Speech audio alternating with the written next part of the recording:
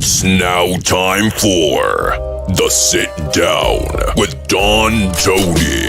The Sit Down, where Don Tony talks one-on-one with his followers. What are you looking at? About the world of pro wrestling, pop culture, and so much more. The Sit Down with Don Tony. And now, your host, Don Tony.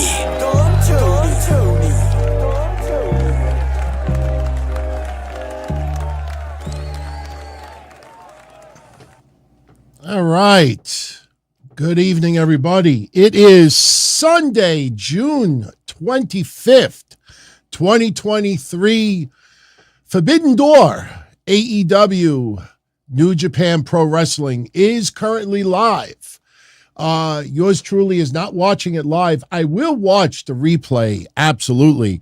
I'm just going to be straight out and honest. I'm not a big follower of New Japan Pro Wrestling.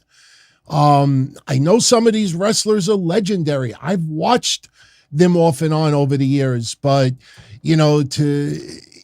their ratings in the United States are still around 50,000 viewers.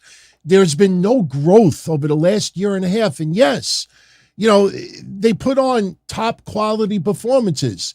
But if you notice, there's a lot of people out there that won't cover Impact Wrestling, won't watch Impact Wrestling, won't watch MLW, won't watch GCW, won't watch Women of Wrestling, won't watch others.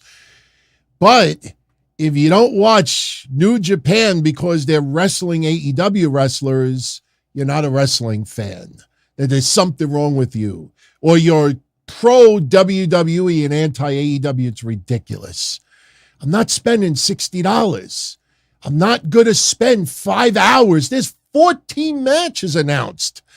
And yes, Adam Cole, I did hear, was unable to compete tonight. They said an illness. I have a feeling it might be a little bit more than that.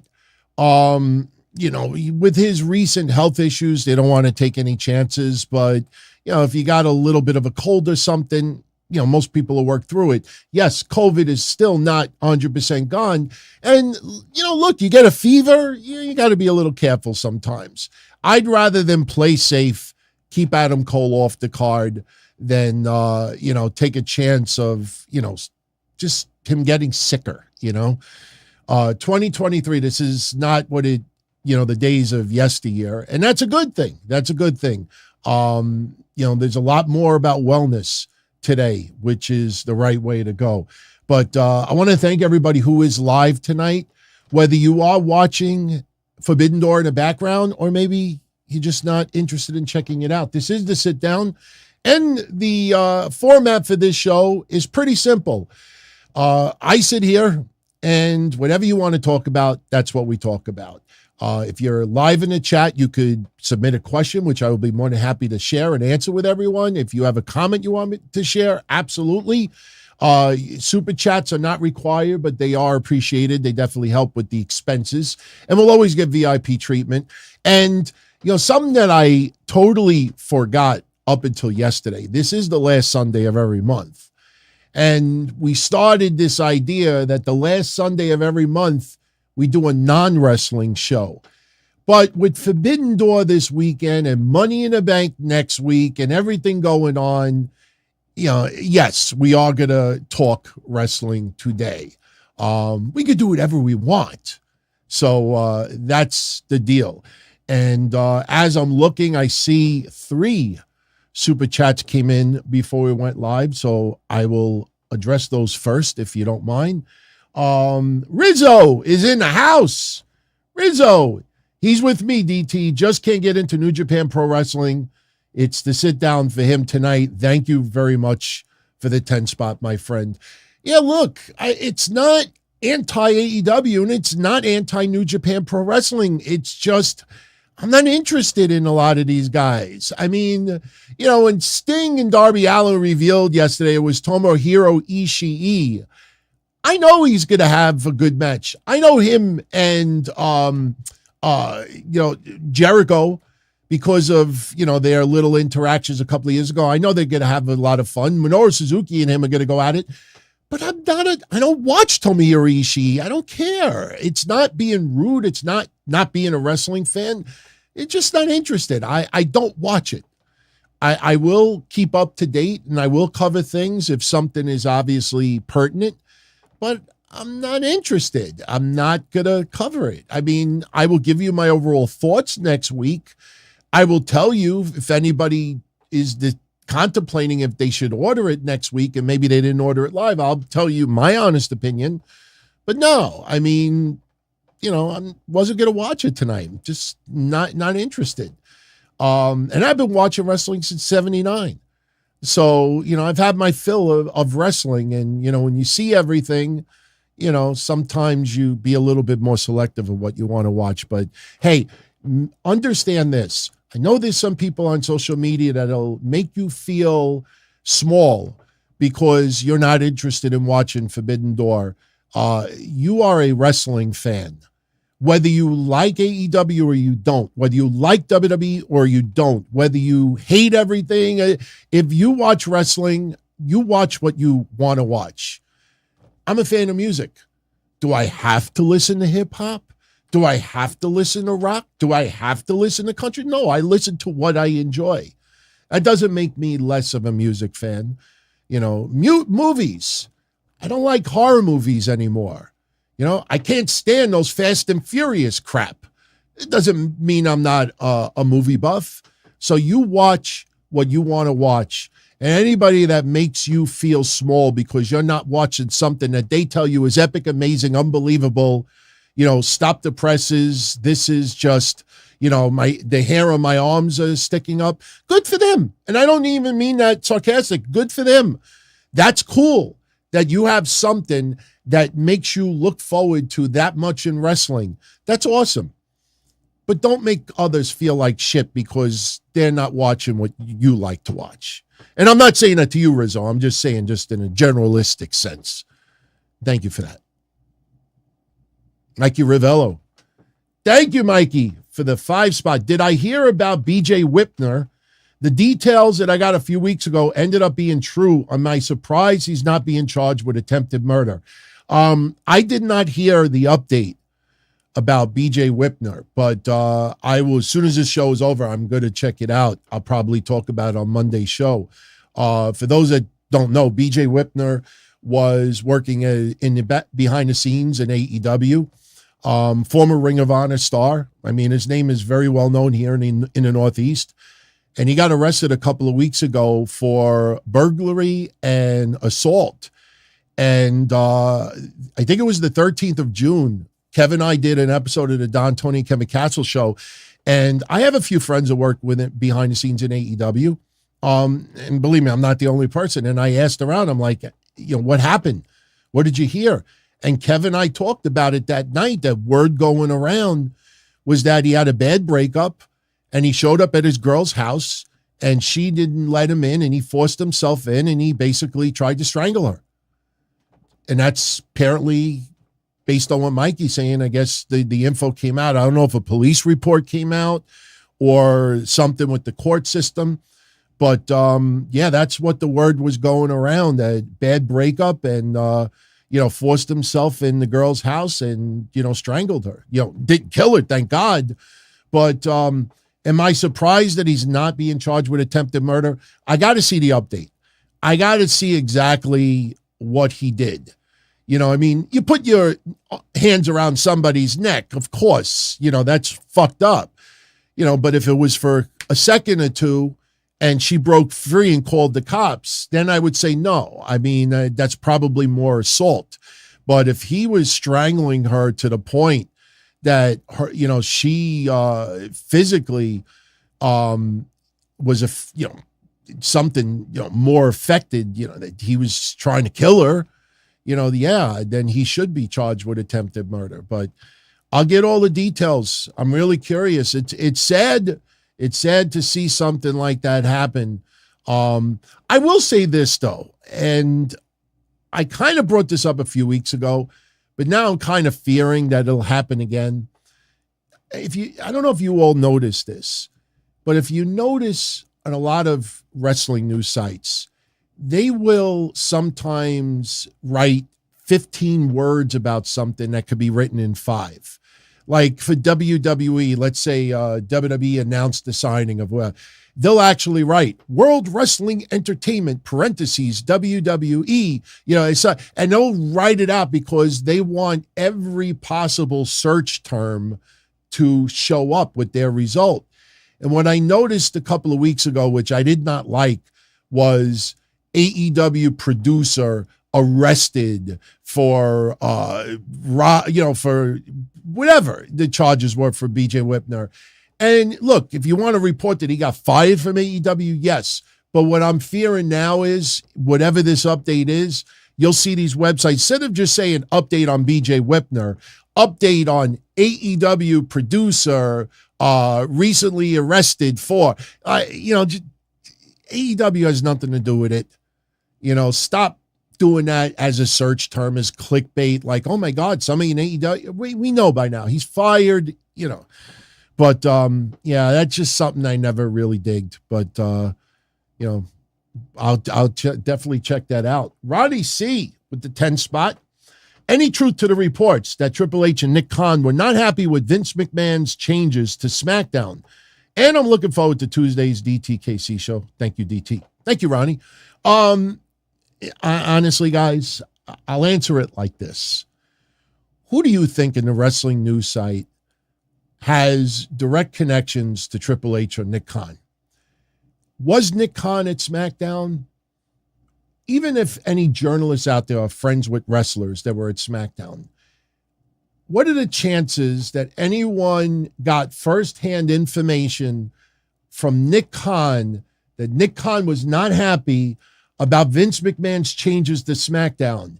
Did Nick Khan, tell people, why did Vince scrap Bayley's match? I mean, take a step back and think about it. Why would Nick Khan give a flying fuck about Vince McMahon making changes to SmackDown? SmackDown wasn't a bad show, wasn't one of the more memorable shows, but it wasn't a bad show. I think the reason why people are putting that out there is because they despise Vince McMahon and they want to paint this picture that even Triple H and Nick Khan are not happy with Vince McMahon. The fucking company is sold. There's a merger and acquisition happening in a couple of months. They can say whatever the fuck they want about Vince and Nick Khan and Triple H. At the end of the day, it's TKO Incorporated. So honestly, I don't buy that at all. I don't buy it at all. You just take a step back and use a little bit of common sense, and I think you could figure it out, like who really got firsthand connections with Triple H and Nick. If you want to just say Triple H wasn't thrilled because Vince overrode him on a few things, that's fine. The minute they put Nick Khan in that article, that's when you know it's beyond bullshit. Seriously, Nick Khan is going to be upset. Why? The early rating apparently is good. Why? The crowd was lively. Why? There's no reason why. There's none. So, could be wrong. Usually not. But thank you for that, Ronnie. Okie dokie. Let's go to the chat room and let's talk a little bit. All right. Austin Nance. Thank you, Austin, for holding down the ship as always, along with Chaos. I know Chaos is enjoying some Forbidden Door tonight, so rightfully so. DT, can I clear up word going around that Vince scrapped some of last week's SmackDown matches? No, he did. Apparently he did. But as I talked about yesterday morning, some of it was a good idea. We joked about it last week. Bayley having her Money in the Bank spot on the line against Shotzi, okay, I'm fine with that. The minute that Io Skye was the one to go to Shotzi and go, just imagine, storylines are supposed to be lighthearted. You watch AEW, you see Papa Briscoe taking down Jay Lethal and Sanjay Dutt and Jeff Jarrett. It's suspension of disbelief. It's lighthearted. It's fun, whatever. But just imagine in storyline, the further part of it, Shotzi going up to Adam Pearce. Adam, you got to book the match. Bayley versus me with her Money in the Bank spot on the line. Oh, really? What happened? Io Skye said that I could have the match. Oh, well, if Io Skye said it, then yeah, you got your match. It's stupid. I mean, wrestling is supposed to be stupid at times. That's brain dead stupid. That's high stupid. That's, dude, what if Io Skye, because she's having a falling out with Bayley, dude, what if she puts a Bayley spot on the line and Bayley loses a spot? Dude, how awesome would that be? There was some things that was stupid. See, here's the thing. LA Knight was supposed to take on Butch and Santos Escobar in a three-way. Personally, LA Knight beating a WWE Hall of Famer clean on SmackDown is 10 times better than him pinning Butch or him pinning Santos Escobar in a three-way. So some of the changes are good. I don't know what the other changes are. But the idea that Vince made a couple of changes, just because, listen, I'm not this gigantic, huge Vince McMahon fan. I mean, I'm very grateful. I've said this many times, outside of my brother and my father, that man has been in my life the third longest, since I'm alive. Entertaining me with wrestling since, if it's 1979. I'm ever grateful. The bond that I have with my grandmother over wrestling and being able to do this now. I'm very much appreciative of what he has provided as far as entertainment and the platform where wrestling could get as big as it did. Yeah, I wouldn't want him as my dad. I think he's a pig. I think he is an awful husband. But, every time he puts his hand on something doesn't mean that it's shit. And, I see these people online. I think they're angrier if Vince changes the script than if you kick their dog. I honestly think for some of these people, they're angrier if Vince McMahon changes Raw or SmackDown than if you poured rubbing alcohol in their fish tank.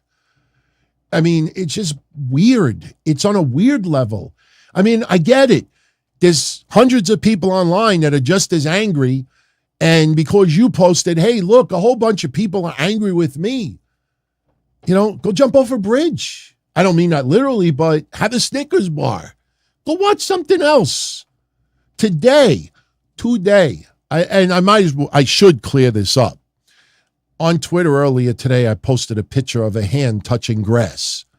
Remember recently where CM Punk told Brian Alvarez, go touch grass?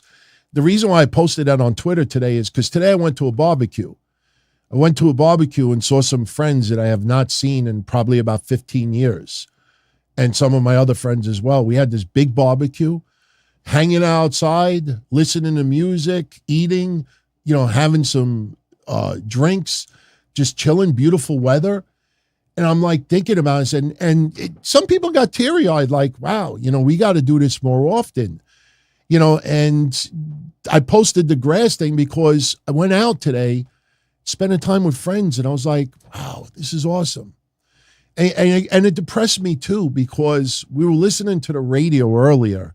And somebody pointed out that Prince and Purple Rain, we're approaching the 40th anniversary of that album. I went to the concerts.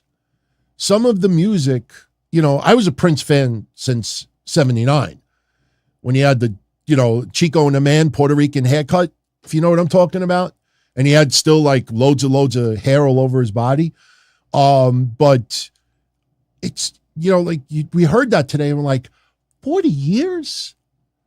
I mean, I remember going to the concert and Epic Unbelievable, Sheila E. and the time and everything. I'm like, 40 years ago. Some of you are in your teens. And I'm saying to myself, my God, they weren't even born till 20 years later. But that's why I posted the picture online earlier. It's a little thing like, you know what? Sometimes go out, have a good time, get outside, spend it with friends, family. So that was part of my day today. So what's going on so far with Forbidden Door? Apparently CM Punk versus Satoshi Kojima, is about to begin. So curious, because some people who are live are watching Forbidden Door, and that is awesome. Bobby Means is in the house. DT, when it comes to WWE's TV rights, who do I think gets the rights in the end? Do I see WWE being on a platform like Apple? No, I see it staying with USA Network and Fox. I see it staying where it is. Personally, yes. See, I remember when they went to TNT, Spike TV, TNT. No, not TNT. What am I saying? Holy shit! I just drew a blank. Blah blah blah blah. We got pop. What was the net? Oh, TNN. I knew it was close. TNN, Spike TV, TNN, and it was a little awkward them going to TNN from the USA Network. Within a couple of weeks, we were used to it. I don't see them going on a streaming platform. The future is those streaming services. Absolutely. That's the future. But as far as advertising revenue, that in itself, number one, is why I don't expect that to happen. USA Network and Fox are the front runners. I know people online want to bait you to think that, TNT, Warner Media might get a deal, or Apple or Disney or Amazon. I mean, unless they're going to grossly overpay, it ain't happening. It ain't happening. They're going to stay where they are. I mean, it's always possible they go to another network, but a streaming platform, no. I could see premium live events possibly going to a different service once the deal with Paramount is up. I mean, I got to be honest with you. I used to watch the WWE Network. Some of my favorite areas to watch was WWE Old School. Remember WWE Network? Welcome to WWE Old School. You would hear Howard Finkel. When they switched to Peacock, I never watched it. I've never watched any retro shit ever again. The Monday Night Wars, old episodes of Raw, SmackDown, pay-per-views, WCW stuff. Haven't watched any retro shit on that channel since. So I could see the premium live events being renegotiated with another service, because I'm not very thrilled with Peacock. The only thing good about Peacock is they do offer you a very inexpensive price. You get it around Black Friday, you could get Peacock for 99 cents a month. How do you beat that? Think about this. Forbidden Door today would have been $60. You could, if you get it on Black Friday, Cyber Monday, you could get Peacock for a whole year at 99 cents a month. Think about $60 for one pay-per-view compared to 99 cents for WrestleMania. I mean, how do you beat that? So, yeah, it's annoying with some commercials. I get the service without the commercials. I pay a little bit extra. But, if you really can't afford it, I mean, think about this, man. Before they went to the WWE Network and the streaming services, which are not that long ago, think about paying $50 a month, on average, $50 a month for a pay-per-view. That's $600 a year. $600. Now you could get it for $108. Well, no, what am I saying? If you pay 99 cents a month, if you get lucky and get that deal, it's $12. You could watch WWE for the next 40 years and still, you'd have to get that deal every year. You'd have to sign up with a different email and get the offer, and hopefully Peacock offers it every year. But even if you pay $10 a month, you're paying $120 a year compared to $600 a while ago. How do you beat that? You can't. So, Tristan Sloan, what is my favorite Austin McMahon moment? My favorite Austin McMahon moment, the match was good. I still remember when Vince came out jacked. The rating was insane when he came out jacked. I mean, we all knew he was jacked, but when he came out all oiled up and everything, probably the higher power probably the higher power, because if you checked out the history show recently, I think it was 3 or 4 weeks ago, if you remember that night with the higher power revealed, there was a whole chain of events going on. Wasn't it on 316 day? It might have even been on 316 day. But that was fun. It was me, Austin. It was me all along. The first stunner was hilarious. You know, I appreciate the fact that the World Wrestling Federation cares. You know, I appreciate the fact that you're a jackass, and he stuns him. And Vince, I have to take my glasses and my hat off for this. Vince is laying in the mat going like this. And he's got his eyes open. Vince, that was the early days of the stunner.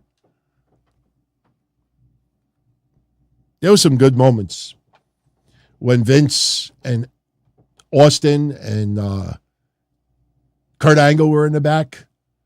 And, they were competing, Kurt Angle and Steve Austin. Those are my favorites. Kevin Milwaukee's in the house. Kevin, Samoa Joe wrestles with his belly out there. Why over half a decade have Baron Corbin and Kevin Owens not lost the T-shirt? Who'd lost the shirt first out of the two? Baron Corbin would have dropped the shirt first. Honestly, it's like Joe Gacy. I don't like Joe Gacy without a shirt on. I mean, Joe Gacy has dropped some weight, and Joe Gacy, it's a mental challenge as well. You know, Joe Gacy put it out there, and Joe Gacy now the best way I can answer your question. I invite all of you to do this. Go on Karrion Kross's Twitter today. Karrion Kross shows 3 pictures in recent years, maybe in the last year and a half, of his body. And you look at him in NXT, and then you look at him, when he first came out, and you look at him now, it's mind-boggling how much his body has changed. And he talks about keto and carnivore. Told you guys last week, when we had that conversation last week about some wrestlers on keto and carnivore, I knew that he was on it. There's a few people that are on it. I think CM Punk is on it to a degree. I'm on keto right now, and believe it or not, I already dropped 6 pounds in the last 2 weeks, and I feel it right here. I feel it right here. It's weird, but that's the first thing that starts to change is your face. I wish it would change here. By the way, I had to show, somebody recently was like, DT, why do you wear the same fucking shirt every day? Here's one. Here's another. And I have one in a wash. I have 3 of the same shirt. I didn't get sick of wearing wrestling shirts, but, since everybody knows, plus, the DT, the family, Don Tony, Howard Beach, John Gotti, the whole character, where I live, what I used to do, where I hang out, the shirts, the Italian stuff kind of fits, with me. So wearing a wrestling shirts are cool and everything, but, I like wearing, like, even this shirt. Hey, how you doing? How you doing?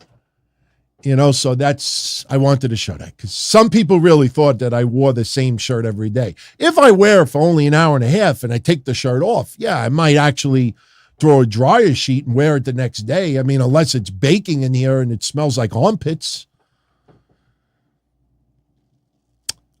But to answer your question, you look at Karrion Kross. It's unbelievable. With Joe Gacy took the shirt off, and now there's a mental challenge to get himself in better shape, to make it seem like him wearing no shirt, is fitting. For me, though, Joe Gacy, his character looks better with a shirt on. Just like Tommy Dreamer, always wearing a shirt back in the day. Tommy Dreamer had big tits, man.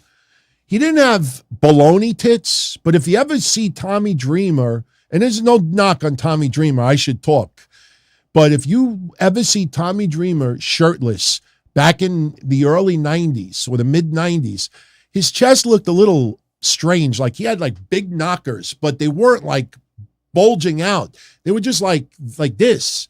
I don't know, his chest always looked a little strange, but him without a shirt on wouldn't look right.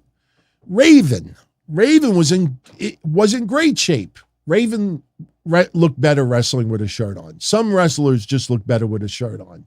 Samoa Joe, Samoa Joe's physique has been similar for a very, very, very long time. I don't have an issue with Samoa Joe's weight unless it looks like he's not moving around well in the ring. If his weight becomes a hindrance, then it's an issue. But I don't have any issue with Samoa Joe wrestling without a shirt on. Good for him, man. I would never wear it. I don't even go to the beach without a shirt on. Like if I go in the pool, I'll take the shirt off. I mean, I'm not like morbidly obese. If I was really, really fat, believe me, the hand would be all distorted. I look like Andre the Giant hands, but I have weight to lose. But Michael Gonzalez, who in my opinion had the best Money in the Bank cash in, I don't know. I always liked Dolph Ziggler's. I mean, there's been some great ones. Liv Morgan's was fun because I like Liv Morgan, and not that I don't mean that. I mean, she's attractive. Don't get me wrong, but I like Liv Morgan. I root for her. You could tell that she truly. I'm really curious to see where Liv Morgan's status is in wrestling 10 years from now. I'm really, really curious. I'm not comparing it to Trish Stratus, not at all. But Trish Stratus, it was very interesting with Trish 5 years into her WWE career. When she came out there with Tess and Albert wearing the cowboy hat and she had the big overcoat on, she was more eye candy, and you knew that she was into sports, but you also knew that she was a fitness model. I could guarantee you, because I lived through it, none of us ever thought in a million years Trish Stratus would be looked back at and revered as one of the greatest women wrestlers of this generation. Did she have 5-star matches? No. Did she have 4-star matches? Maybe 2. You know what I mean? Like but she just got bit by the bug and she went all in. And fans appreciated that. I'm really curious to see where Liv Morgan is on the scale 10 years from now. But Dolph Ziggler's I always liked. I mean, I've liked a lot. Seth Rollins was great. Dolph Ziggler, though, you go back and look at that pop. I mean, did we say at that time, Dolph Ziggler, heavyweight champion? I mean, we were kind of like, okay, but the moment was so cool. Nobody really complained about it. I mean, look at that crowd. It's kind of mind-boggling to see how bonkers that crowd went that night. And you know what was cool about that night too? Big E's reaction and AJ Lee's reaction. That was cool also. Very, very cool. Left Twix. Will WWE ever bring in Tessa Blanchard? If not, why? I don't want to say never, because unlike AEW, a lot of wrestling promotions do have wrestlers that don't like each other but work for the same company. We had that conversation yesterday. You go back to the 70s. Imagine if, the Coach Kirk hotline, if he was around at that time, reported that, wrestlers in the WWF went home in a bad mood because superstar Billy Graham was there. Imagine, like the old magazines or even the early days of the newsletter that a top WWE star went home in a bad mood because Hulk Hogan returned, or Shawn Michaels was there, or a wrestler on Nitro went home in a bad mood. People would be like, what pussy, pardon my language, what pussy would go to a journalist and say to the journalist, yeah, man, CM Punk, I went home in a bad mood. Like, you turned in your man card, in my opinion. It's just ridiculous. So I don't know, man. I just feel, Tessa Blanchard, I don't hear awful things about her anymore. Do I think she really said what she said to La Rosa Negra? Yeah, I do. Because even if La Rosa Negra don't speak English at the time, That sounded more Japanese than anything else. Still, you know when someone is saying something awful to you. So I personally think that Tessa Blanchard probably said what she said, but in the overall scope of things, nobody has ever, at the time, other women wrestlers came up and said, you were nasty in the locker room, you were nasty to this person, you were nasty. Yeah, some people are an asshole in wrestling. But as she matures and gets older and grows, you do mature a little bit. So, yeah, she's talented. Why wouldn't you bring her in? If there's something really awful that's still going on with her, then no, you don't. But honestly, if she didn't say it, because this is the argument that still goes on today. Tessa Blanchard, just apologize and move on.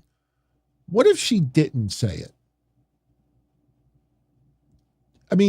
Let that sink in for a minute. What if she really didn't say it? And La Rosa Negra heard something and, misinterpreted it. You don't want the rest of your career and the rest of your life to be on record that you apologized for saying something you didn't say. I sure wouldn't. Back in the day, because of some of the stories I've told you with some of the wrestlers I've interacted with and had good relationships with, the New Jack stuff, there was a couple of assholes out there that were trying to convince New Jack that I was calling him the N-word. Never use the N-word on the shows. Never. And people were doing that, simply because of jealousy, because they didn't just like the fact that I was actually friendly with this guy. But, the point is that, I wasn't going to apologize for something that I never said. I told him, even recently with Conan, there's a couple of assholes still to this day that send in questions for Conan's show and claim that I said this or said this, I said this, because for some reason, there's a weird jealousy that I helped the guy years ago. And I had a conversation with Conan, and he knows that people are doing that just to stir shit up. So, you don't apologize for something you didn't say. You just, if you didn't say it and it's in your heart that you don't say that, only time will prove that. Gruss says there's a lot of people in jail for crimes they never did, but Tessa Blanchard did not commit a crime. There's a big difference there. It's one has nothing to do with the other. It sucks. People get wrongfully convicted. People get accused of things that they never did. Unfortunately, shit's going to happen. But, she didn't commit a crime. She shouldn't be banished either. The XPW stuff kind of baffled me. When I heard that she was booked for XPW, I thought that was a little odd. Carmelo Falcone. What's up, Carmelo? Hi, DT. I know you're no longer with Pro Wrestling TV. I had no idea that streaming app existed. Do I know of any good free apps? Pro Wrestling TV, listen, those guys are good guys, man. Business-wise, yeah, there was a big issue that happened. Myself and JD from New York, we had a little bit of an issue with them. Business didn't work out the way that it was supposed to. But, the reason why we held no angst against them, because they were brand new. I take pride. JD and I take pride that we were the only two wrestling podcasts that were on that network. And I take pride that for 6 weeks, they had Control Your Narrative, they had Mexico, they had all this shit on their channel. And my show was the #1 viewed show on the whole network. And that was awesome. But obviously, they were investing in promotions, and that's really what they wanted to go with. They're excellent. They're good guys. I support them. And the door is open. Could go back to them in the future. I've had a couple of opportunities to go to a streaming service. I could do it right now, even though I'm with BlueWire. That's the audio side of things. If a network, gave me, good opportunity, yeah, I would do it. As far as free ones out there, not really. Pro Wrestling TV is a good one. I will tell you this. There's a couple of underground wrestling channels on Roku. You have to Google it. I don't have any offhand. I know I have some old Roku channels that have a lot of old school wrestling on it. It does stream commercials here and there. That's the reason why they exist. They don't exist simply because they love wrestling. They obviously got to make some money off of it. But I would Google it. You'll definitely find a few out there. Just be prepared for commercials. You know, here on the video side of things that I do, you know, I try to spread out the commercials every 20 to 30 minutes. Some of these channels, you'll get commercials every 5 minutes. And sometimes you get 7 commercials. And I think that happens even with regular movie channels. There's some Roku channels I downloaded from my mom, some free channels so she could watch, because she likes watching movies from like the 40s and the 50s. My mom was born in 48. And she watches these black and white movies, and I'm sitting there with her, and there's like 7 commercials that pop up like every 10 minutes. I would go nuts for it. My mom, she just sits there and watches it anyway. So be prepared. Something is free, you're probably going to get inundated with commercials, especially since they pay almost nothing. They pay almost nothing. Will Rally Sport, Rally 1, got it right. Question DT. He noticed there's a lot of upcoming young women wrestlers, all under 20 years old, like Skye Blue, Thea Hale, Julia Hart, Billy Starks. Great for women's wrestling. My thoughts. I have nothing against Skye Blue, but honestly, I watched her run in to make the save for Willow yesterday. And, you know, it wasn't horrendous, but the way she entered the ring, she's small in stature, first of all. Second of all, a lot of the moves that she does, every woman does.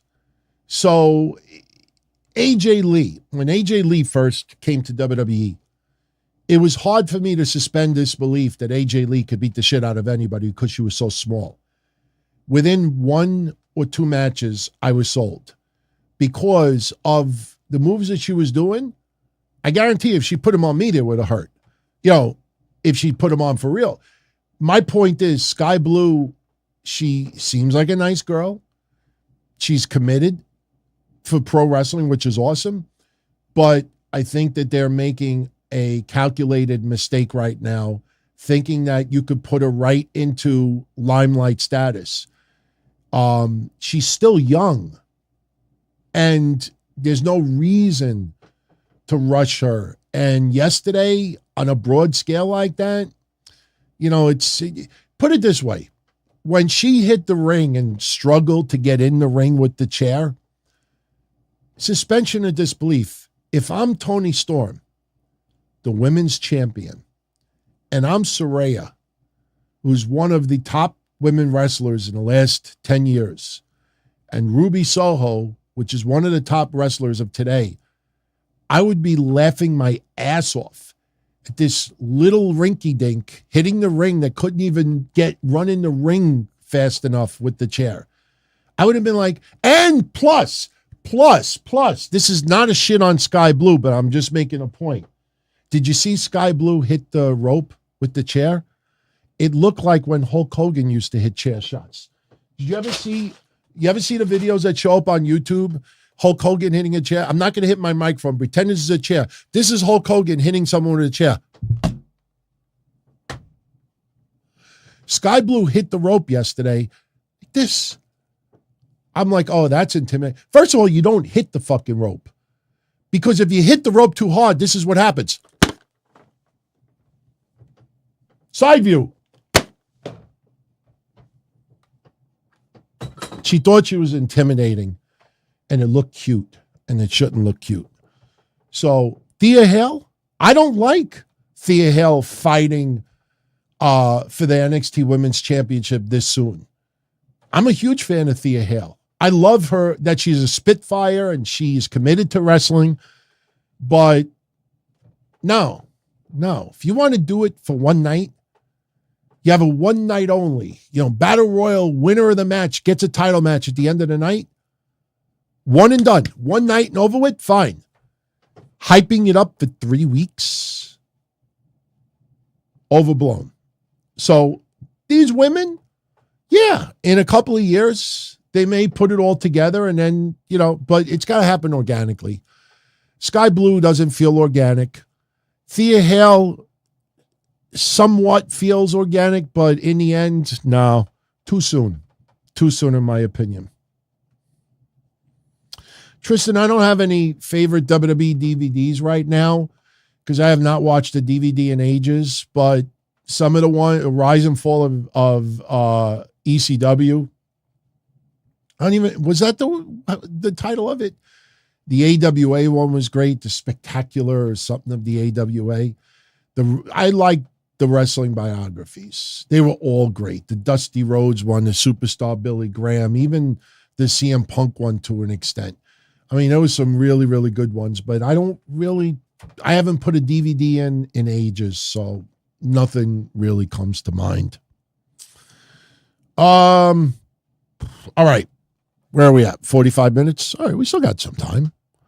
We still have some time. MJ, just wondering why has Kev never wanted to do video? Does he just not want to show his face? Always like to show. I don't know. You'd have to ask him. I don't know. I mean, honestly, I wanted to do video 10 years ago. I always felt, first of all, still 85 to 90% of my audience is audio only. I mean, YouTube, the numbers on video is 1/10 of what the audio numbers are. And that'll always be that way. I'm an audio podcaster. I mean, the reason why I do video is if I'm talking about something, let me say it like this. When I do Raw and SmackDown and we do recaps and I put 40, 50 pictures on while we're talking, I do that because, to break up the monotony of just seeing my fat face for an hour and a half. If we're talking about something that happened on TV, Liv Morgan made a return, I'll show a little clip of it. For the people on audio only, they don't need to see the clips because they watch SmackDown. They know what I'm talking about. If I'm talking about a news story and I want to show a clip of something, then I'll show it. But in the end, I'm an audio show. I like the video also because of the chat. We used to have, live chats with, I can't remember the streaming services we used to do. But, YouTube has a live chat interface, which is a lot of fun. Plus, the fact that people could send in, contributions, for the show, that's big. I can't afford to do these shows, on the, out of pocket anymore. There's got to be some revenue coming in, and commercial ads are nothing here. You do a show and you'll get 5,000 viewers and you'll look and you made $6. So it's not a money-making machine. When AdGate happened many years ago, that's when TV Tracks went out of business and a lot of others. And plus, I always felt if you see my eyes, you could see if I'm bullshitting you or, you could tell when you look at someone. And I just always felt that for 20 years, people painted a picture of me that wasn't true. So that's why I always wanted to do video. I can't speak for somebody else. But, some of the shows I do now are audio only. There's no reason for me to do video for some other shows. But, yeah. All right. Rocky Red. I talk about my parents a lot. On that note, my favorite TV moms and dads. Oof. I mean, none of the shows today am I into any of the dads. Al Bundy is probably my favorite dad from TV over the years. I never liked The Cosby Show. I liked Family Ties growing up, even though I hated the father, especially when he didn't have a beard. I just wanted to just slap him. I never really was into TV moms and dads because most of the moms and dads were goofy, different strokes. Yeah, I this was so controversial when I said this like 15 years ago in the Minority Report, but I didn't mean any ill will, and Webster as well. Like, it just, the dads were goofy. I don't know. I just was never into like moms and dads on the shows.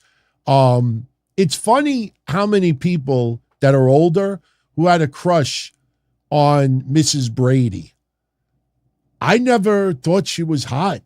I mean, I was never really into a lot of the shows with the mothers and the daughters. Actually, you know what? I take that back. Mr. Belvedere and what's his face? Oh my God.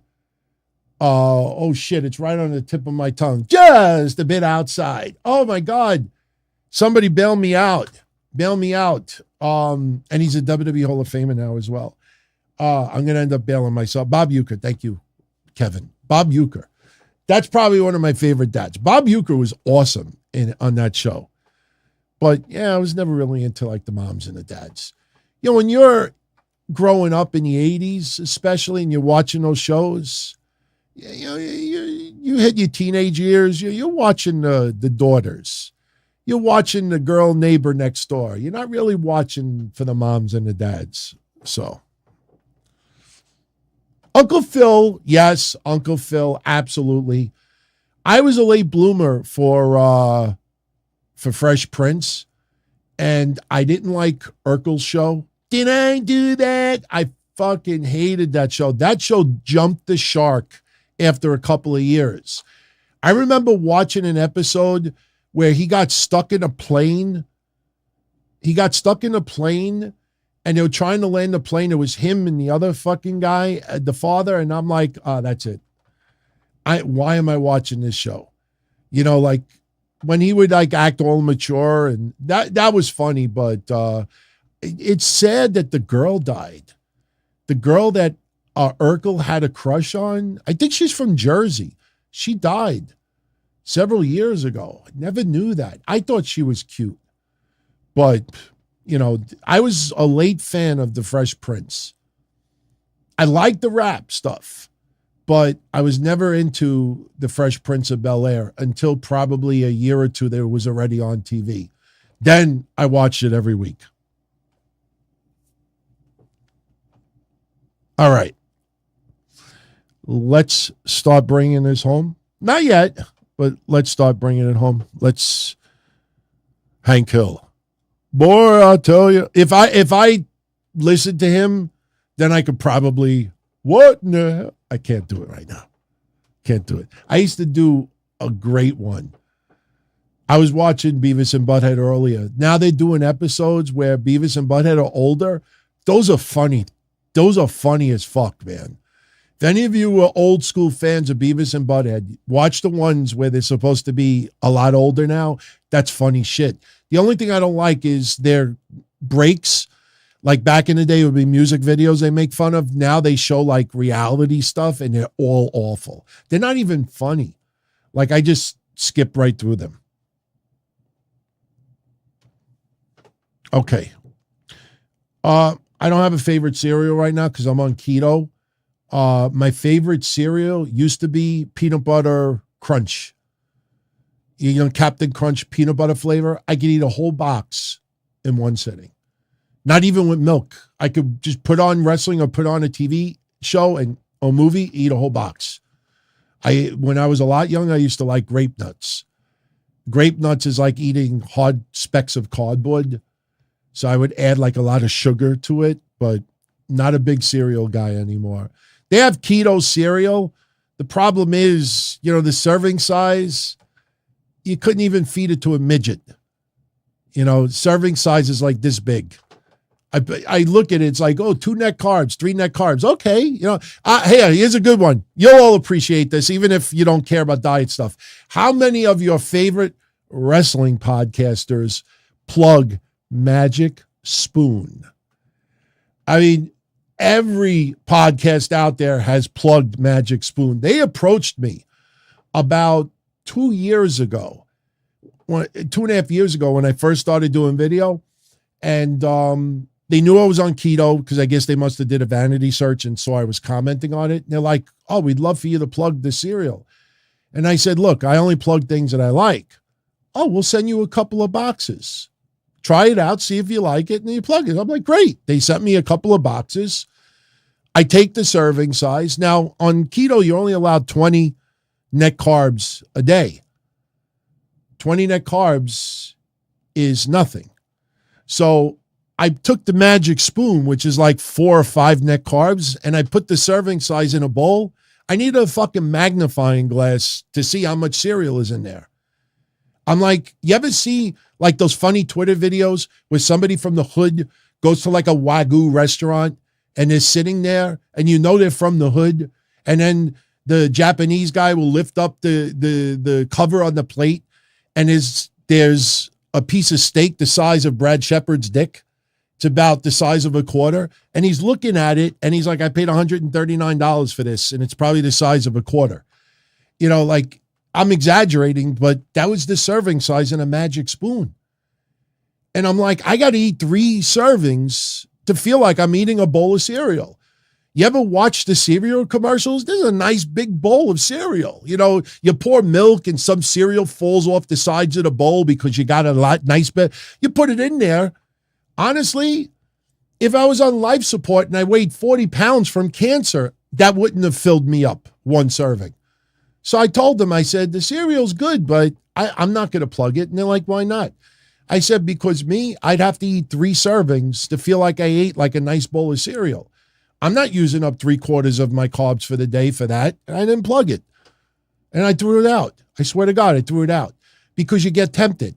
Today, I wanted almonds. No joke. I wanted raw almonds. So after I went to my barbecue, I stopped by the store and I picked up a container of almonds.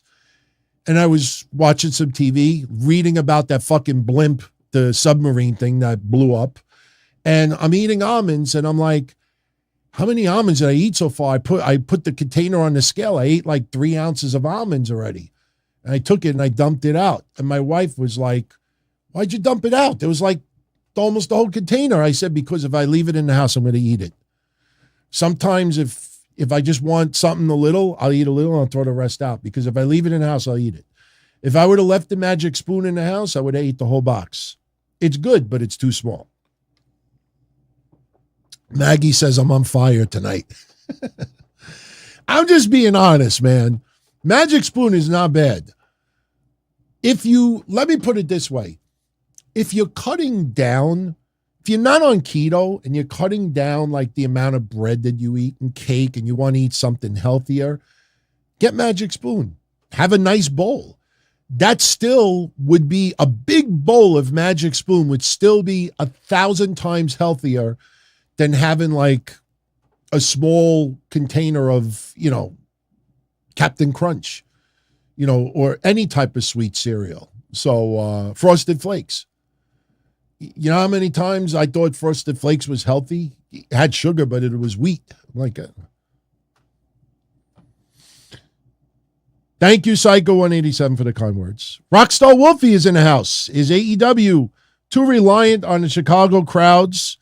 They just announced that All Out and Collision will be live from the United Center, as well as Dynamite from the Now Arena in Chicago that same week. Are they too reliant? No. You know why I say no? Because in the early days of Raw, in WWF, there was a lot of shows that hailed from New York. Growing up ECW in the 90s, they were in New York and they went to other states when they started doing pay-per-view, but most of the events were in Philly. As long as the fans keep showing up, why wouldn't you? Plus, when are the events going down? I mean, if they did it once a month or once every 2 months, then I would be like, okay, maybe it's a little too much. I will say this, they will definitely wear out that area sooner or later. But if the fans keep paying and they keep showing up, hell yeah. Still do it. September 3rd. Okay, that is a little over 2 months from now. No, I don't see nothing wrong with that. I don't see nothing wrong with it. You go where the money is. And if Chicago is still, listen, I'm from New York, so I'm a little biased about New York fans. But Chicago is pretty fucking lively. And the Chicago shows, they have a great audience there. They sold a lot of tickets. I mean, they were selling a decent number of tickets. Listen, I said this a month ago. I knew I was going to be right. It wasn't even hard. It's just that it was boring. But I made a point that once Collision airs and once the fans get an idea of what they're going to see every week, then they'll buy the tickets. When I showed you a lot of the areas, as soon as they got the first Collision out of the way, those ticket sales started to boost. But Chicago sold the most. So, hey, if Chicago fans keep paying that money, yeah, I would go there. I see zero wrong with it. But if Chicago starts underperforming, then you got to start finding elsewhere. I don't think they're relying on Chicago. I think that they're actually pretty smart because they're getting decent revenue there and they're getting decent ticket sales. I think it would be dumb if, they announced they were coming back to Regina in 2 or 3 months, and you look at, you're like, why would you, did you see the ticket sales? Why would you come back so quick? That's different. They're coming back to an area where they're selling good. A lot of discussion about cereal still in the chat. That's awesome, man. I don't mind. Bad says Solomonster eats Magic Spoon. I swear to you, it's not a bad cereal. I don't think Jason is on keto, though. And if you look at Jason, look, I like my M&Ms without peanuts, if you know what I mean. But Jason, if you look at him, Jason don't have, the weight that I do. Jason is in good shape. So Jason could eat boxes of Magic Spoon. I can't. So, Magic Spoon's a good cereal. It's just, it's too small of a portion for me to enjoy. See, I bought a whole bunch of chemicals on Amazon, sodium calcinate and calcium chloride and all that stuff. There's a recipe now where you could make spaghetti with just a couple of eggs and xanthan gum and some powder, and you mix it with the sodium, and then you pour it in a bath of water, and as you squirt the liquid in the water, it turns into spaghetti. It's the wildest shit you've ever seen. But I looked at it, and I see this part. Me, it's about quantity. Now, because I have to have salad, I don't mind eating salad, but I got to eat a barrel of it. I got to eat more than a herd of cattle. I have to eat a lot of something. I just can't eat a small amount. So now with this spaghetti thing, they make spaghetti, and I see this plate this big, and it's it's only 40 calories. I'm like, hell yeah, man. I don't care if if I have spaghetti coming out of my nostrils. I'd rather eat a giant plate that tastes than eat a little bit in a amount oh, that's the most amazing thing ever. So, Maggie, the keto diet is basically no bread, no sugar, no starch, just meat, fat, and vegetables. Basically, without getting to this whole thing, just the Cliff Notes short version. Everybody tuning in, your body burns sugar first. That's why if you ever heard that marathon runners eat plates of pasta the night before they run, it's not because it tastes good and it's their favorite meal. It's because they load their body with carbohydrates. Your body burns off sugar first. When you go on keto, you're no longer taking in anything that would you use insulin. When people are diabetic, their pancreas can no longer make the insulin to break down, sugar and everything else. So keto, you're no longer taking in carbohydrates. So what happens is your body, once you go through all the carbohydrates you have stored, your body's like, what are we supposed to use for fuel? It looks around and it doesn't see anything, and it goes into a panic. That's why I got sick. I sounded like I had a cold for a couple of days. After a little while, your body says, oh, we could burn the fat for energy, and it burns fat and it burns protein, and it no longer. So my body this week was probably I've been on keto now for 5 weeks. This week was the first week that I actually got fat adapted, which now my body is using fat for energy. And let me just say one other thing that a lot of you will find pretty cool, even if you're not into food, stuff like this. A gram of carbohydrate is 4 calories. A gram of fat is 9 calories. 9 or 7? 9. And if you ever look online, you'll get a kick out of this. There's trillion websites that show this. They'll show you what 10 pounds of fat looks like and 10 pounds of protein looks like. And if you look at it, the same amount of weight, the fat is this big and the other is this big. The point is that when you burn fat, you're burning more in your body. It's a whole bunch of shit. But basically, my body no longer looks for carbohydrates for fuel. Believe it or not, I don't crave sugar anymore. Like when I'm done here, I'm gonna eat an avocado. I'm actually like looking forward to it. So,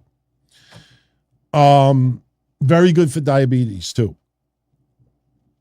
MJ says Maisha Tate went keto before a title defense against Amanda. She thought that's what made her performance flat.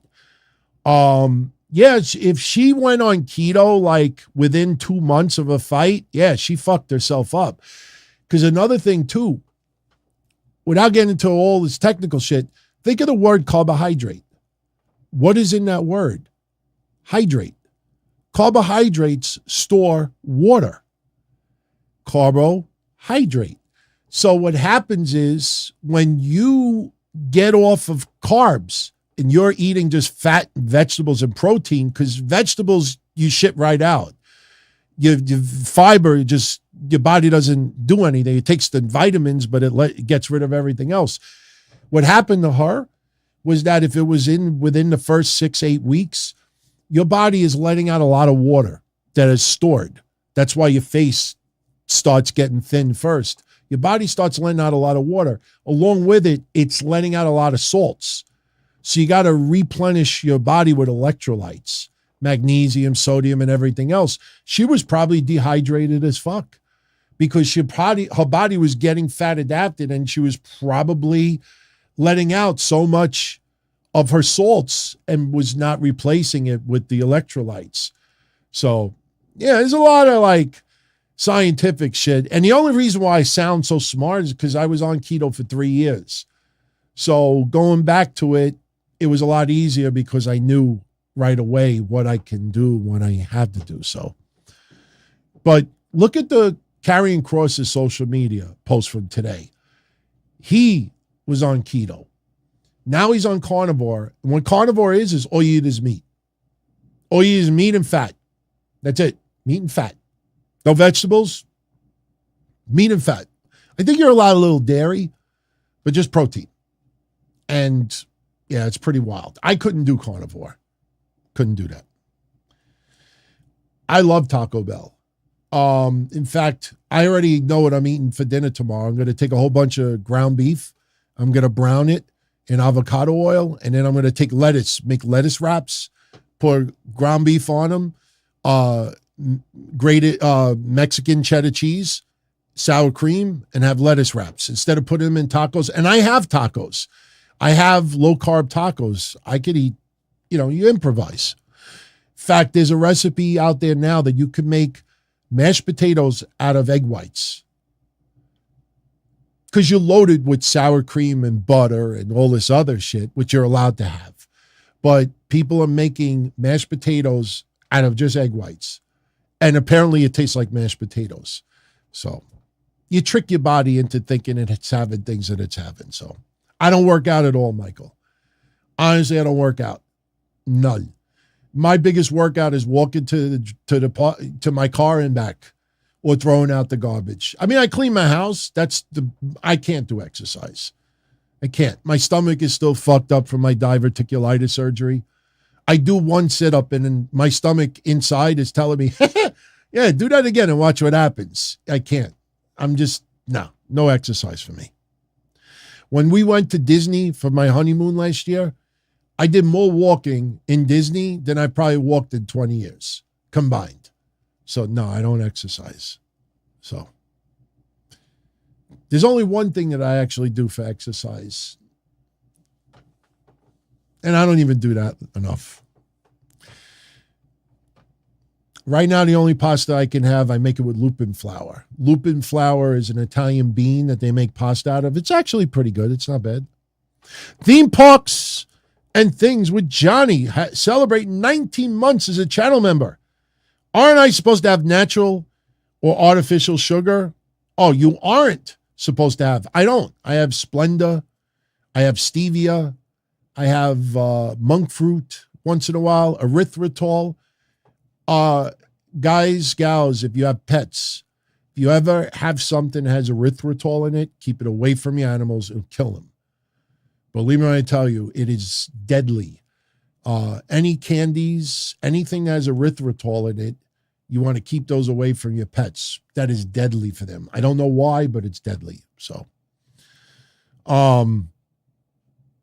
I can actually eat McDonald's. I can. I just throw out the bread. No ketchup, because ketchup has sugar in it, corn syrup, high fructose corn syrup. No French fries, though. If I have an egg sandwich, I just don't eat the bread. Could have everything else. Chaos is around. For anybody tuning into Forbidden Door, it's already on the air for an hour and 20 minutes. How has it been so far? Not including the pre-show. How's Forbidden Door been so far? I'm a little curious. Chaos says it's just okay so far. Verse says it's been boring. Well, they're probably saving the big money matches for last. Like, you know, for the people that do care about it, they're really looking forward to seeing Bryan Danielson versus Okada. That's a fantasy match for a lot of people.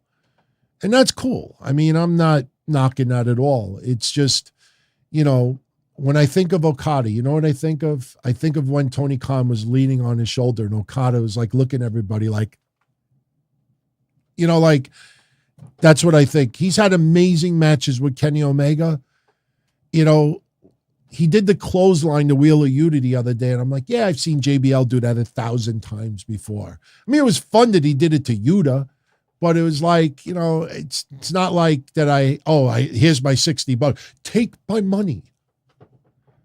Nah, man. I'd rather order dinner tomorrow with that $60 or pay my phone bill. You know what I mean? No.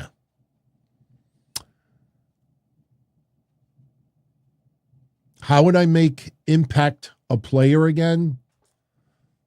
Just keep banging out good shows. Stop trying to reinvent shit. You know, they did like their versions of like Legends House, which was fun in the beginning, and then they jumped the shark and tried to keep reinventing it. They had some interesting storylines, but they just really went Lucha Underground beyond Lucha Underground level. I remember Sinister Minister, didn't he like get stabbed and die? And so like they just, I think I've said this before, the big problem with Impact Wrestling is they lost their identity. That's their biggest problem. They lost their identity. Even back in the day, when I said Impact, people would say, oh, X Division, AJ Styles, Samoa Joe, this, Kurt Angle, but you would say like X Division and, you know, other things, but they lost their identity. And I think their biggest mistake was, even though I know COVID shut down a lot of things, but when they made Kenny Omega their heavyweight champion for that long, it sent the message to their fans and it sent the message to their locker room that our current roster is not strong enough, you know, that we have to use an outside big name to, you know, keep, and I just thought it was bad. If they would have appeared on Dynamite a few times, do you remember when Camille showed up on Dynamite? I remember she walked up the step and she walked down the step and I never seen her ever again.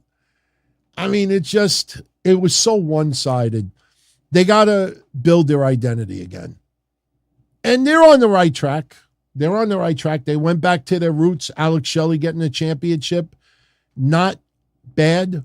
It's not going to tear the house down. It's not going to generate tons of viewers, but they're up about 20%. Not for the whole year, but recently they're up about 20% in the viewers. Hey, that's good. Now try to get another 5%, another 10%. It's just sad. I was going to mention this week on Wednesday anyway, but I'll say it here now. How sad is it that no one is talking about Trinity? No one. I mean, you get like a Divas page talking, or women's page talking about. For the most part, Trinity has been forgotten completely. So that's pretty sad. So Jungle Boy turned heel on Hook. All right. Okay. Jungle Boy needs to cut his hair. Jungle Boy, I said this a couple of weeks ago. If you remember his father, Luke Perry, I saw a side view of Jungle Boy, I think when he picked up MJF's championship a couple of weeks ago. And it was funny because the length of the title was almost as tall as him. But Jungle Boy turned his head sideways.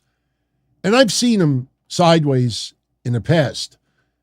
But I looked at him closely and I was like, if he fucking cuts his hair, it's going to be scary how much he looks like his father.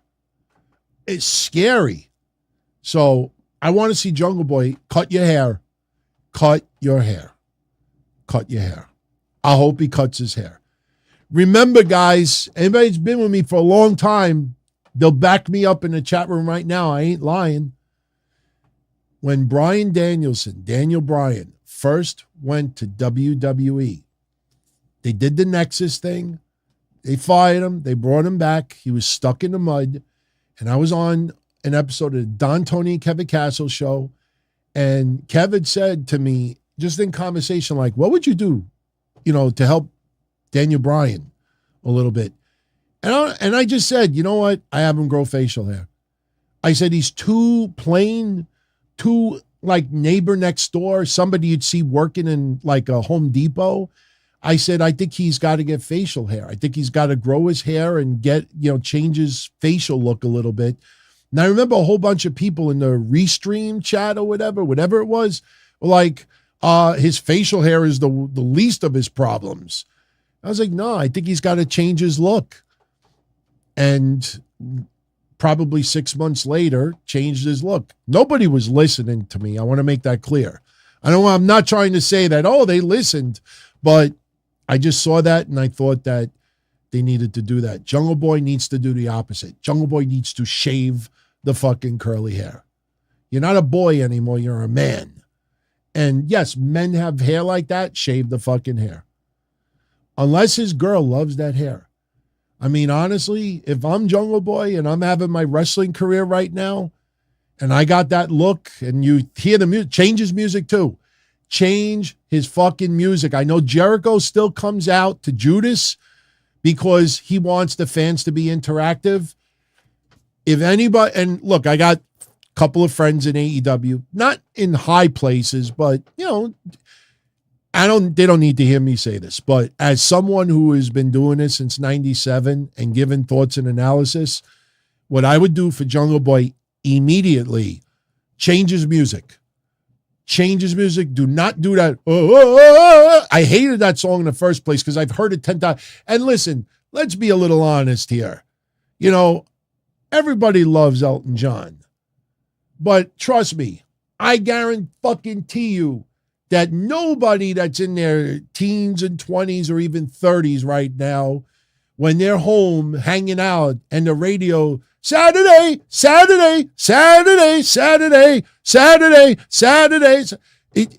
like now all of a sudden, it's epic, it's amazing, it's unbelievable. Sir Elton John, Saturday night. The song is good, but people are making it sound like, wow, it's fucking amazing. He secured Saturday night's all right for fighting. That used to be the intro for my hotline. Anybody remember the Blackheart Sports Entertainment hotline? Myself, Matt Zombie, and Brian Damage. every Saturday night. Saturdays nights are all right for fighting. Here on the Blackhearts, boy, I'll fucking put an episode of the Blackhearts. I have episodes saved from 1999 still. The audio is awful. But you'll hear it. Saturday nights are right for fighting here on the Blackheart Sports Entertainment Hotline. But people are like, oh my God, it's and I get a kick out of the people. Before it was Elton John, but because AEW is using his music for his theme song, now it's Sir Elton John Esquire. Change Jack Perry's music, and if you really want to stir it up, cut your fucking hair. If his girl is really listen, if he's home at night and he's relaxing on the couch and she's like, oh, Jack, let's go in the other room and play, then I don't shave my hair. I don't cut my hair at all. But if she don't like the hair, then I would cut it.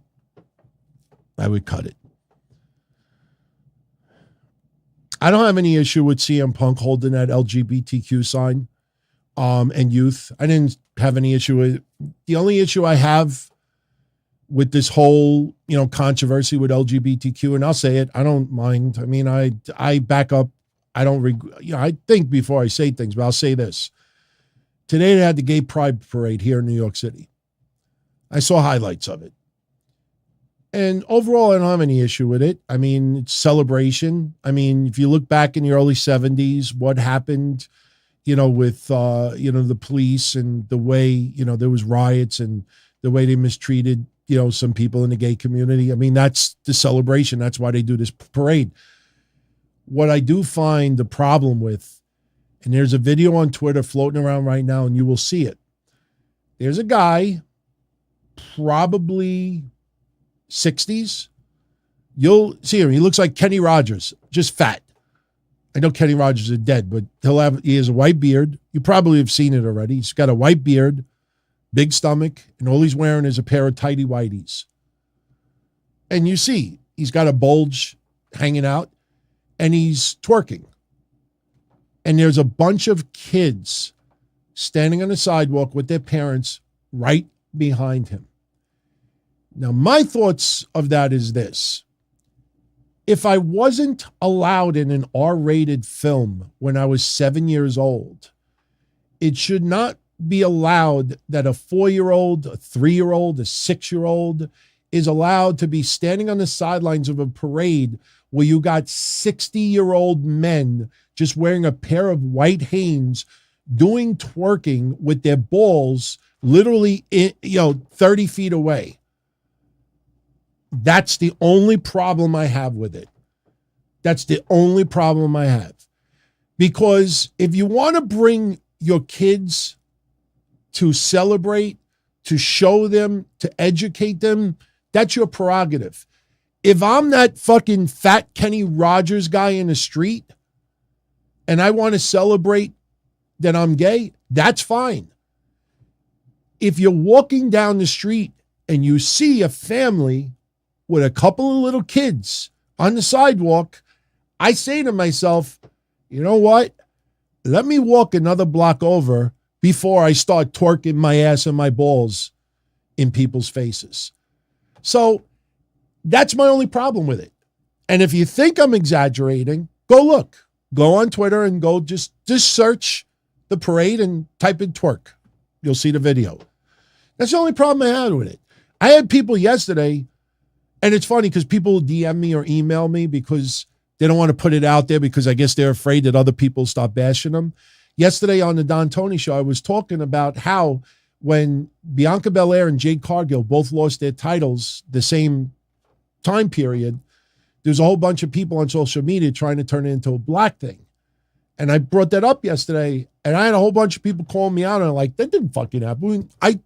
I showed people tweets that had thousands of likes on it and hundreds of response. Not every response was positive, but thousands of people liking this stuff. I don't exaggerate. I tell it like it is. Again, you want to celebrate black, white, Italian, Puerto Rican pride, whatever it is, gay, lesbian, straight, celebrate whatever you want. But when it comes to something sexually, explicit, and you see little kids there, maybe the parents should have said, hey, kids, let's go get ice cream. Turn their heads away. When I used to sit on my couch with my parents and they'd be watching Go Home Theater and it'd be an R-rated film. I'll give you a good example, Porky's. I remember it clearly. Watch Porky's in my house. We were watching Porky's on TV and then they did the scene with the showers. I remember my mom doing this, putting my hands over my face. Don't look. Don't look. So maybe the parents should have just said, hey, let's go get some ice cream. But the guy in the street, I go look it up. That's the only problem I had with this. You got to have a little bit of smarts that, okay, you're celebrating, but if you see little kids around, maybe you not do that. I mean, even if you're straight, there's no excuse for it. Even if you're at a pool party or you're at the beach, if you're at the beach, a whole bunch of guys blasting music, having beers, girls are there, everybody's wearing thongs, and you got some, somebody shooting a music video, and then somebody standing there with a bunch of little kids. Maybe the girl doesn't twerk her ass right in front of the kid's face. I'm sure the kid loves it. But you got to be a little bit smarter and say, look, there's kids around. Let me not do that. Rizzo with a 5 spot. In his opinion, it's the same as bringing a kid to a Hooters or a Twin Peaks. Yes, absolutely. But if you notice with a lot of those restaurants, they will tone it down if they're in front of a kid. It's got to be like 10 years ago. I actually went to a little gathering at a Hooters. I'd never been to Hooters before. And, you could, big tits and all this stuff. And I remember there was a couple of kids around, and there were a couple of girls that were there, but they really, toned it down when they were around the kids. Nobody complained. So, yeah, you got to just look at your surroundings and make a judgment call. So, Twin Peaks, I've never been to. I don't know if we have a Twin Peaks in New York. So, all right, let's start wrapping this up. Yeah, tidy whities. That's what they would call it.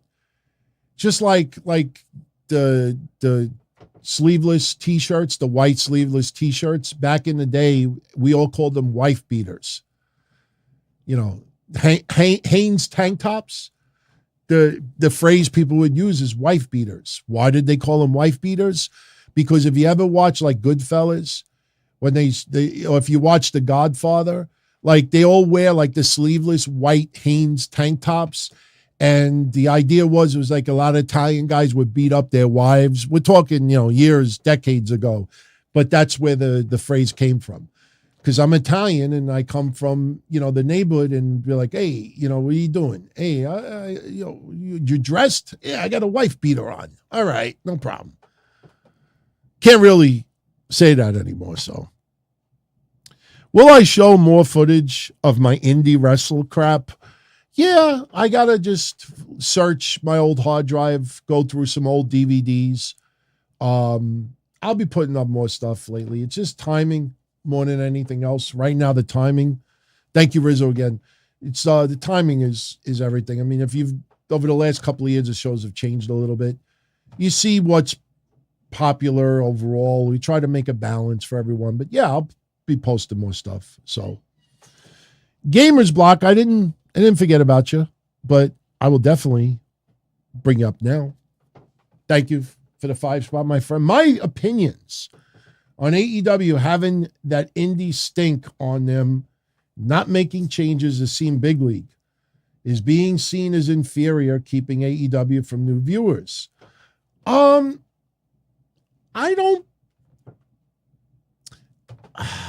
right.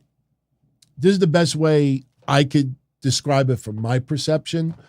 I do not feel that AEW has an indie stink to them. They're very professional, very polished. The setup, it doesn't feel indie. The entrance, the pyro, the music, everything is definitely not on an indie level. The problem is they have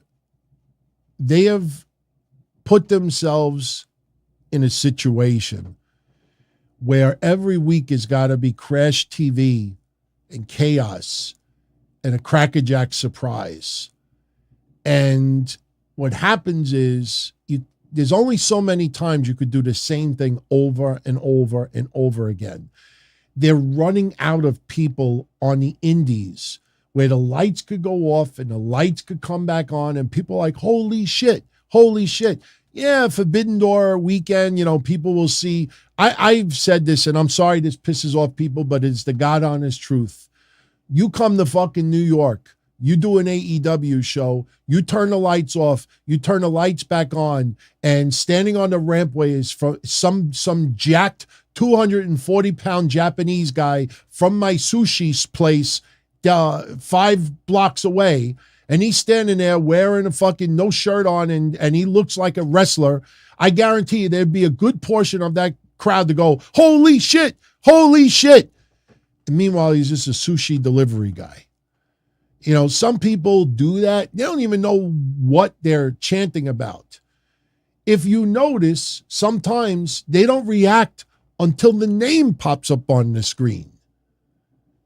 My God. They did that for, who was it?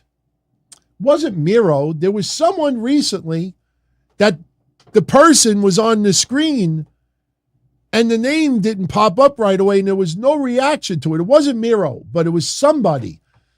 So honestly, the problem that they have is the only indie-ish thing that they do is every week's got to be chaos, crackerjack surprise, clusterfuck, car crash. That's why Jeff Jarrett and the Concession Brawl was the highest rated segment of their show. Crash TV, clusterfuck, chaos. Why do you think they don't enforce the rules? Why do you think that there's these brawls outside the ring and people go through tables and people get hit with chairs and people get hit with other weapons and they get thrown in the guardrails and they brawl and they this outside the ring for 5 minutes and the ref doesn't count them out because they want that crash TV. That's their problem, because when you keep seeing the same thing over and over again, you get used to it.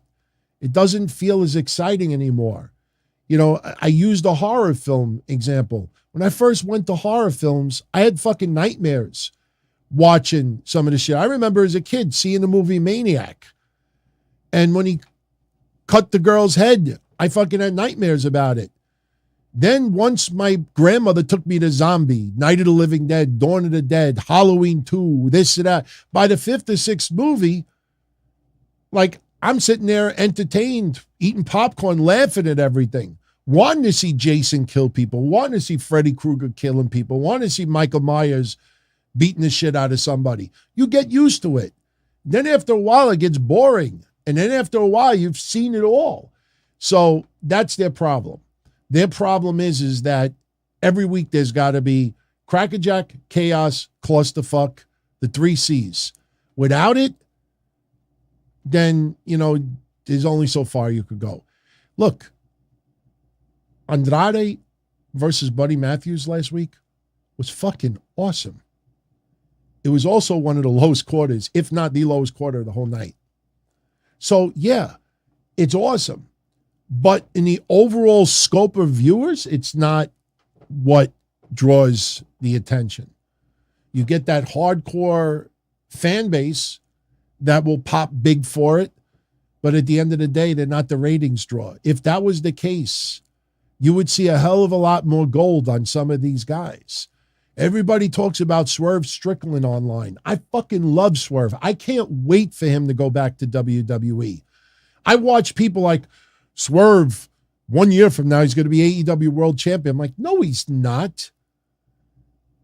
He lost yesterday, and everybody should have expected that because you're not going to have his opponent go into Forbidden Door with a loss. And the excuse is he had an incredible match. But he fucking lost. Oh, he teased MJF. He ain't beating MJF. You know, oh, it's a travesty that he doesn't have any gold around him. Yeah, I agree. But you can tell, if you're honest with yourself, you could tell that Tony Khan does not have in his book, Swerve Strickland, future world champion in our company. You know, get pushed to a certain extent and then pulled back. Ricky Starks is another one. There's a whole bunch. And at the end of the day, chaos, clusterfuck, crackerjack, surprise. Thank you, Gamers Block. That's my honest opinion. And I'm not complaining to an extent because I like that stuff. But overall, you see what the numbers are. There's not that many CM Punks still laying out there. Isn't it funny now that suddenly Goldberg is an acceptable possibility to have a retirement match in AEW? Wasn't that long ago. Keep the fucking Goldbergs away from this company. Keep the fucking Hogans away from this company. Hogan is still, but now all of a sudden, Goldberg is okay for a retirement match. Why? They don't want to see Goldberg retire in AEW. They just want to be able to say that Goldberg chose AEW instead of WWE to retire. There's a big difference there. Because if Goldberg has his retirement match in WWE, those same people will act like they don't give a fuck.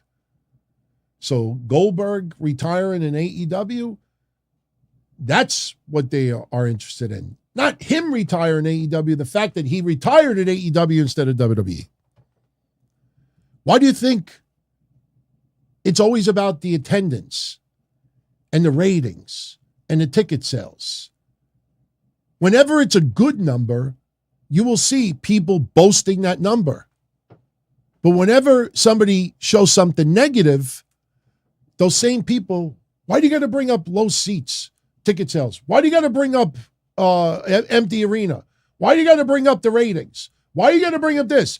When the numbers are good, those same people will fucking tell the world, AEW is on fire right now. They did 902,000 viewers this week. They are on the uptick. They are doing great. They just sold out 10,000 seats. And then the next show, you show a little video of arena half full. Well, why are you going to show that? Why are you going to bring up ratings? The only bit of that. That's why I usually leave all that stuff off my shows. Because if I show one, I got to show the other. I'll cover ratings, and that's it, if you notice. That's why I don't even cover demos. Unless it's something really noteworthy, I don't cover demos. We've already talked about that. You had a TV show that was ranked number 12 2 weeks ago because the demo was like 0.6. But if you added up the numbers, they only had 100,000 people in that demo. And I don't like Hannity, that Fox News guy. That guy Hannity was ranked like number 28. That guy Hannity had over 1 million viewers in the same demo. But somebody's going to tell me that a show with only 100,000 viewers in that demo was ranked higher because the percentage was higher? And you can't even explain that online. And even if you did, people would just ignore it. They'll be like, shh, you're ruining it. You're spoiling all the fun.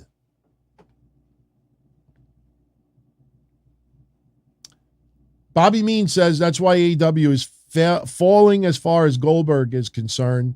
He wouldn't call it a retirement match. One match is going to lead to 5. Goldberg, I brought this up, I think yesterday. Goldberg is, I'd be shocked beyond disbelief if Goldberg has a retirement match. I don't want to repeat what I said yesterday, but I will say this. Look at it like this, and I think this kills any idea of Goldberg retiring in AEW. Picture putting a video package together. What video package is AEW going to put together? Him playing football? They can't put AEW, CW, or WWE footage together in a video package. Unlike Owen Hart, who wrestled in Japan when he had fucking mullet.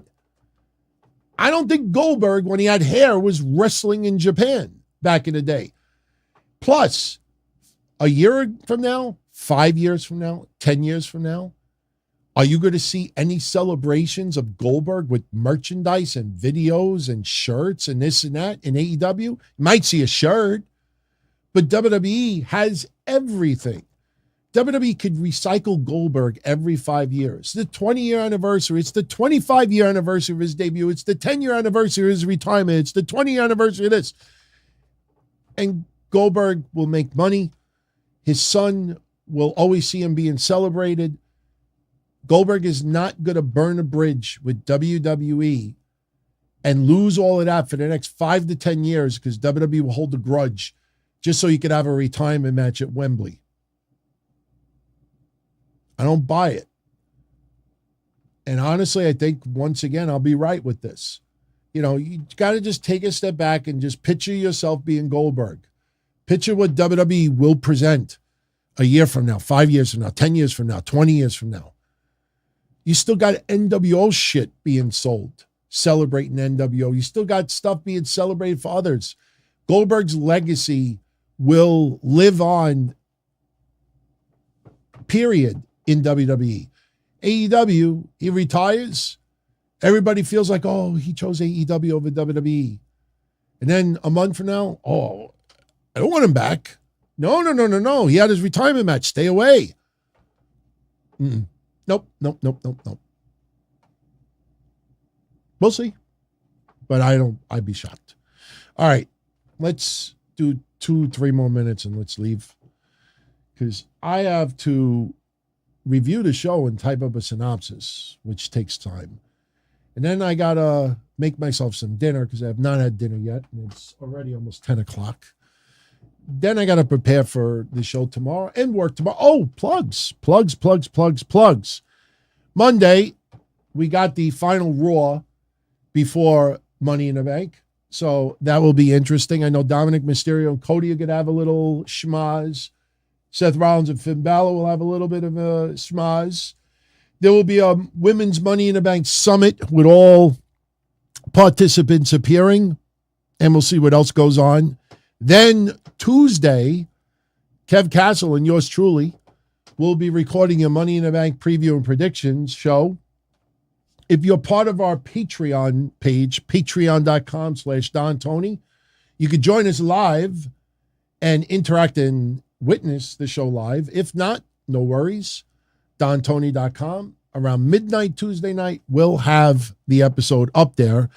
And then Wednesday night, Dynamite. And then Thursday, a little Q&A will be uploaded.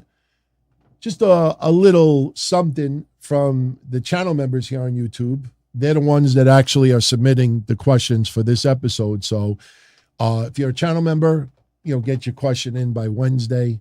That'll be uploaded live for everybody Thursday. The only thing is, I got to talk to Kev, figure out how we're going to do the recap of Money in the Bank. Next Tuesday is July 4th. Yeah, 10:30 at night. We're home for the 4th of July, so we'll probably do it on normal schedule. But if he's going to be out and about, he and I may have to record it Monday afternoon, and then maybe we'll put it online Tuesday morning. So by the end of this coming weekend, I'll let everybody know when the review of Money in the Bank will be recorded. So Maggie is looking forward to it. Won't be able to tune in live. Well, we'll be doing the predictions live and a recap on Patreon, but we won't be on YouTube. So it's not fair to Kev to put DTKC stuff on YouTube. I don't want to, it's a lot of technical stuff. It's business. There's a lot of reasons why. Plus, it's one side's video, one side's audio. It doesn't look right. If it was 1 week, that's different, but, All right. Let's do 2 more questions and let's get out of here. So let's make them good. Oh, I disagree. Goldberg would definitely be received well by AEW fans if he has a retirement match there. AEW fans will put on a tux, not literally, but they will show nothing but love and appreciation because of the fact that Goldberg chose to retire in AEW, even if Tony Khan overpaid for that. But again, I don't see it happening. I just see too much that WWE can continue to give Goldberg beyond his wrestling, in-ring wrestling career. Goldberg is not going to pass all that up. Goldberg has not burned bridges. Goldberg is a little bit disappointed. And I will continue to say, I believe Goldberg could very well retire, have his retirement match in Saudi Arabia. Saudi Arabia gives WWE, think about that. Wembley has made $8 million. That's not including the cost for the building, insurance, travel, plane, expenses, pay, everything like that. And imagine WWE getting 6 times that for one Saudi show. $50 million. So if Saudi wants to pay a couple of mil to have Goldberg have his retirement match in Saudi Arabia, you best damn believe that could happen. Yeah, I mean, Saudi Arabia would be the easiest excuse. If WWE doesn't want to pay Goldberg for a retirement match, Saudi will. Saudi say, let's have Goldberg retire on our show. And Goldberg will. Why do you think Trish was in Saudi Arabia? Why do you think Lita was a year ago? Huge, giant. Why do you think Shawn Michaels came out of retirement for that one match? They make a crazy amount of money, and that's financial security for themselves, for their family. So Goldberg, one way, shape, or form, he's going to have it in WWE.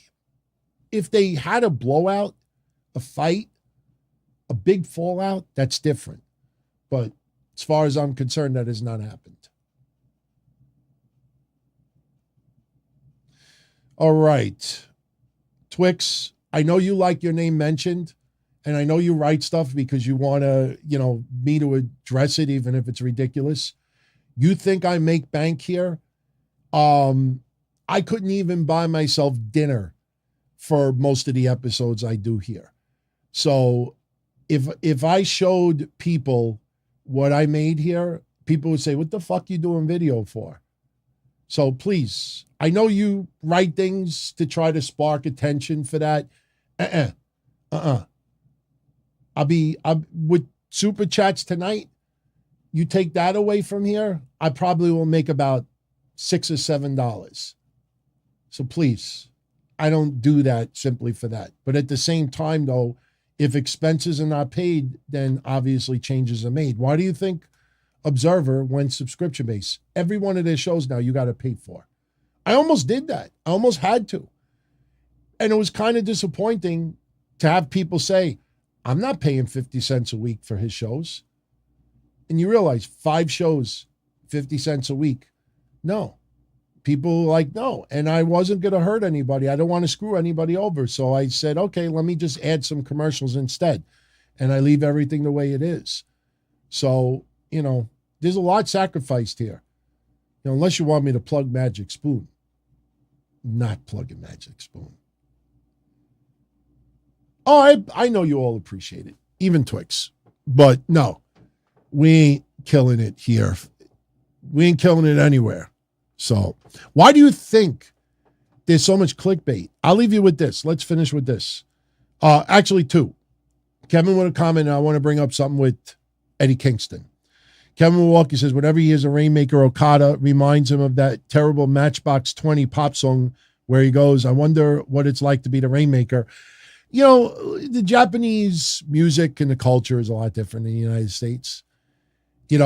That's why, honestly, I will defend some of the Japanese women that wrestle in AEW. Was it Emi Sakura that was paying tribute to Queen? Was it Emi Sakura that was coming out and paying tribute to Freddie Mercury? Somebody that was wrestling in AEW did.